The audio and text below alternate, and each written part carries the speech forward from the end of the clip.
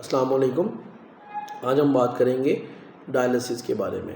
Dialysis basically वो medical procedure है जो उन लोगों में परफॉर्म किया जाता है जिनकी किडनीज़ नॉर्मल फंक्शन परफॉर्म नहीं कर पाती ड्यू टू सम रीज़न्स। अमूमी तौर पर किडनीज़ या गुर्दे ही हमारी बॉडी से एक्स्ट्रा फ्लूइड और टॉक्सिक मटीरियल को यूरिन के ज़रिए निकालते हैं। लेकिन अगर गुर्दे किसी बीमारी या किसी डैमेज की वजह से इस काबिल ना रहें और ख़राब हो जाएं और अपना काम प्रॉपर ना कर सकें तो उन पेशेंट्स को फिर डायलिसिस पर लेकर आया जाता है। डायलिसिस बेसिकली दो तरह की होती हैं। एक डायलिसिस को हम हीमोडायलिसिस कहते हैं और दूसरी डायलिसिस को हम पेरिटोनियम डायलिसिस कहते हैं। हीमोडायलिसिस जो है ये डायलिसिस की सबसे कॉमन टाइप है जो एक मशीन के ज़रिए परफॉर्म की जाती है। उस मशीन को डायलाइज़र कहा जाता है। उस मशीन के लिए इस डायलिसिस की प्रोसेस को परफॉर्म करने के लिए पेशेंट की बाजू में उसकी आर्टरी और उसकी वेन को सर्जिकल प्रोसीजर के ज़रिए एक जगह पर जोड़ा जाता है और फिर उनको दो ट्यूब्स के ज़रिए मशीन के साथ कनेक्ट कर दिया जाता है। जो सर्जिकल प्रोसीजर के ज़रिए आर्टरी और वेन को जोड़ा जाता है उस पॉइंट को हम फेस्ट्यूला कहते हैं।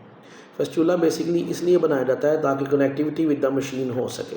तो फेस्ट्यूला में दो ट्यूब्स के ज़रिए मशीन के साथ कनेक्ट करके पेशेंट के ब्लड को फ़िल्टर किया जाता है। एक पाइप जो है वो मशीन में ब्लड को लेकर जाता है जहाँ पर उसकी तमाम वेस्ट मटीरियल और एक्स्ट्रा फ्लूइड को निकाल लिया जाता है और फिर साफ़ ब्लड को दूसरे पाइप के ज़रिए जो कि फेस्ट्यूला की मदद से हमारी वेज़ल के साथ जोड़ा गया था ब्लड को वापस ट्रैवल करवाया जाता है। तो ये प्रॉपर एक प्रोसीजर होता है जिसकी वजह से पेशेंट में डायलिसिस का अमल होता है और ये तकरीबन 4 घंटे का इसमें वक्त लगता है। और हीमोडायलिसिस वाले पेशेंट को वीक में अमूमन 3 दफ़ा डायलिसिस करवानी पड़ती है।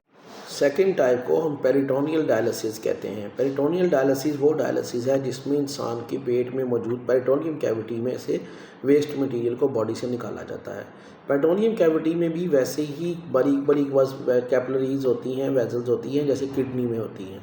तो होता क्या है कि एब्डोमिनल कैविटी के अंदर कट लगाकर एक कैथेटर की मदद से वहाँ पर एक बैग अटैच किया जाता है और फिर चूँकि वहाँ पर बारीक बारीक वेजल्स होती हैं तो वहीं पर एक फ्लूइड डाला जाता है जिसे हम डायलाइजेट कहते हैं।